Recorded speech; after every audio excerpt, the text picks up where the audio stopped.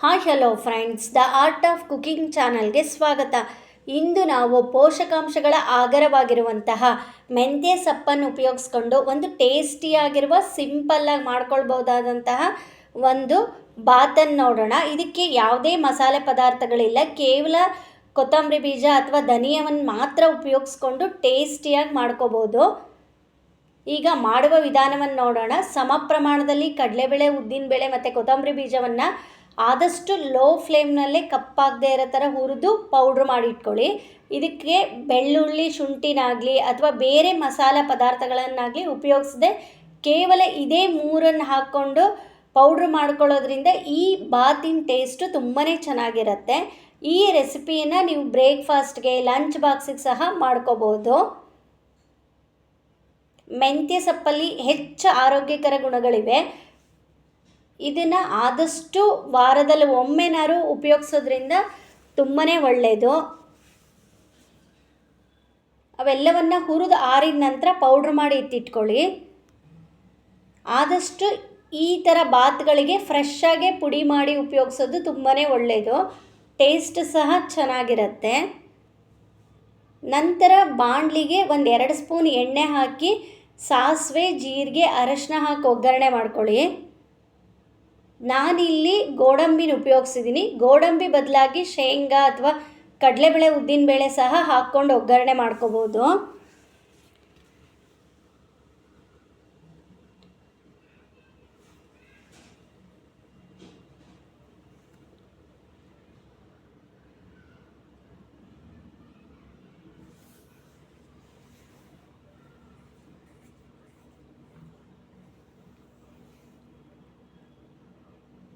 ಮೊದಲೇ ಅನ್ನವನ್ನು ಉದುರಾಗಿ ಮಾಡಿ ತೆಗೆದಿಟ್ಕೊಳ್ಳಿ. ಇಲ್ಲ ಉಳಿದಿರುವ ಅನ್ನದಲ್ಲಿ ಸಹ ಈ ರೀತಿಯಾದ ರೈಸನ್ನು ಮಾಡ್ಕೋಬೋದು.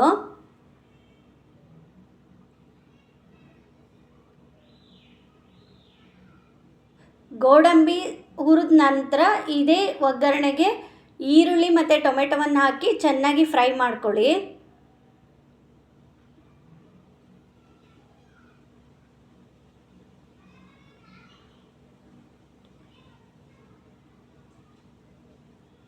ಈರುಳ್ಳಿ, ಟೊಮೆಟೊ ಹಾಕಿದ ನಂತರ ಅದು ಸ್ವಲ್ಪ ಮೆತ್ತಗಾಗಿ ಈರುಳ್ಳಿ ಟ್ರಾನ್ಸ್ಪರೆಂಟ್ ಆದಮೇಲೆ ಮೆಂತ್ಯ ಸೊಪ್ಪನ್ನು ಹೆಚ್ಚಿಟ್ಕೊಳ್ಳೋ ಅವಶ್ಯಕತೆ ಇಲ್ಲ. ಮೆಂತ್ಯ ಸೊಪ್ಪನ್ನು ಕಡ್ಡಿಯಿಂದ ಬಿಡಿಸಿ ಅದನ್ನು ತೊಳೆದು ಎತ್ತಿಟ್ಕೊಂಡ್ರೆ ಸಾಕಾಗತ್ತೆ.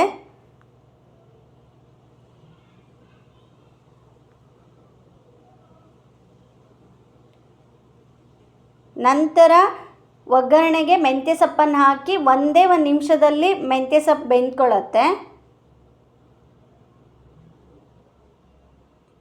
ಮೆಂತ್ಯ ಸೊಪ್ಪು ಹಾಕಿದ ಮೇಲೆ ಹೆಚ್ಚೊತ್ತು ಬೇಯಿಸೋ ಅವಶ್ಯಕತೆ ಇಲ್ಲ. ಮೆಂತ್ಯ ಸೊಪ್ಪು ಸ್ವಲ್ಪ ಫ್ರೈ ಆದ ನಂತರ ಅದಕ್ಕೆ ಹುಣಸೆ ರಸ, ಉಪ್ಪು, ಸ್ವಲ್ಪ ಬೆಲ್ಲ ಇವು ಮೂರನ್ನು ಹಾಕಿ 1-2 ನಿಮಿಷಗಳ ಕಾಲ ಕುದಿಸ್ಕೊಳ್ಳಿ. ಮೆಂತ್ಯ ಸೊಪ್ಪು ಸ್ವಲ್ಪ ಕಹಿ ಅಂಶ ಇರೋದ್ರಿಂದ ಸ್ವಲ್ಪ ಬೆಲ್ಲ ಹಾಕೋದ್ರಿಂದ ಟೇಸ್ಟ್ ಬ್ಯಾಲೆನ್ಸ್ ಆಗುತ್ತೆ. ನಂತರ ನಿಮ್ಮ ಖಾರಕ್ಕೆ ಅನುಗುಣವಾಗಿ ಅಚ್ಕಾರದ ಪುಡಿ, ತೆಂಗಿನ ತುರಿ ಇವೆಲ್ಲವನ್ನು ಹಾಕಿ ಕೈ ಆಡಿಸ್ಕೊಳ್ಳಿ.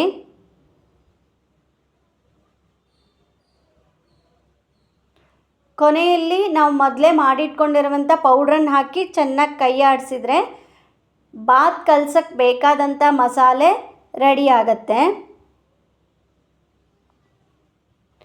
ಈ ರೀತಿಯಾಗಿ ಸಿಂಪಲ್ಲಾಗಿ ಮಾಡಿದರೂ ಸಹ ಮಕ್ಕಳಿಂದ ಹಿಡಿದು ದೊಡ್ಡೋರಿಗೆ ಸಹ ಈ ಬಾತು ತುಂಬಾ ಇಷ್ಟ ಆಗುತ್ತೆ. ಹೆಚ್ಚು ಮಸಾಲೆ ಬೇಡ ಅನ್ನೋರು ಈ ರೀತಿಯಾಗಿ ಸಿಂಪಲ್ಲಾಗಿರುವ ರೈಸನ್ನು ಟ್ರೈ ಮಾಡಿ ನೋಡ್ಬೋದು. ನಂತರ ಮಾಡಿಟ್ಕೊಂಡಿರುವ ಮಸಾಲೆಗೆ ಅನ್ನವನ್ನು ಹಾಕಿ ಕಲಸಿದ್ರೆ ರುಚಿಯಾದ ಮೆಂತ್ಯ ಬಾತ್ ರೆಡಿ. Thank you.